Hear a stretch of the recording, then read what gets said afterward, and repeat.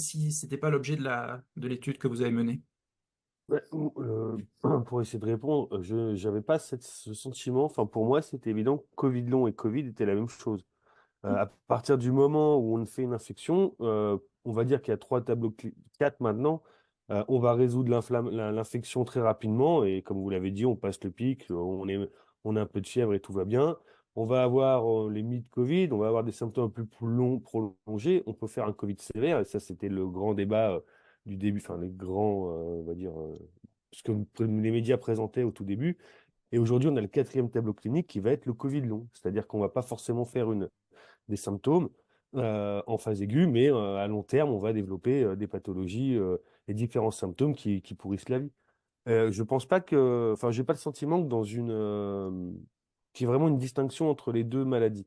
La seule différence, à mon sens, c'est de dire que chez les gens, bah, ils disent, bah, moi, je fais pas de Covid long, donc on s'en fout. Enfin, c'est un peu ça l'idée.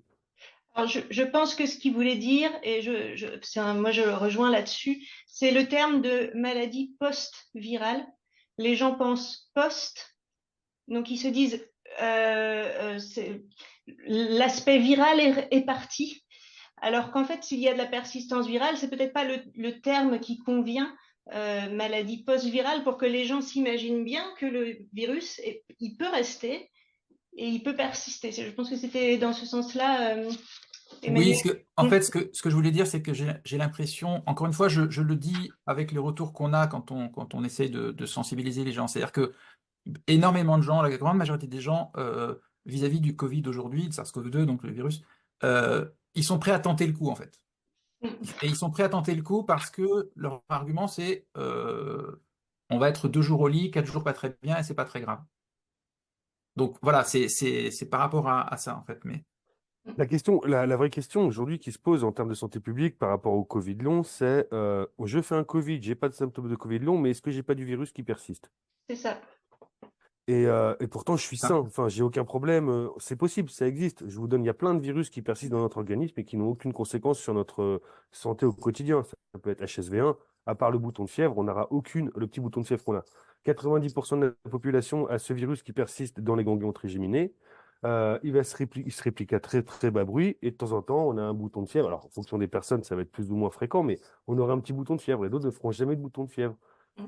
Donc on peut être très bien, c'est une vraie question, chez des personnes saines, enfin saines, décrites comme saines, qui ont fait un épisode de Covid, qui ont résolu le truc, avoir de la persistance virale. Ça, c'est pas exclu. La question, c'est si ça existe et si chez ces personnes-là ça existe, est-ce qu'à un moment donné, ils sont en sursis? C'est-à-dire qu'ils vont pas développer un Covid long 1 an, 6 mois, 24 mois, enfin 24 mois après, ou est-ce qu'ils vont pas avoir, comme on l'évoquait tout à l'heure, une maladie chronique à long terme, un cancer, et ça devient un vrai sujet. Oui. Et je pense que si on parlait aux gens comme ça, si on introduisait cette notion auprès du grand public comme cela, ça poserait des grandes questions.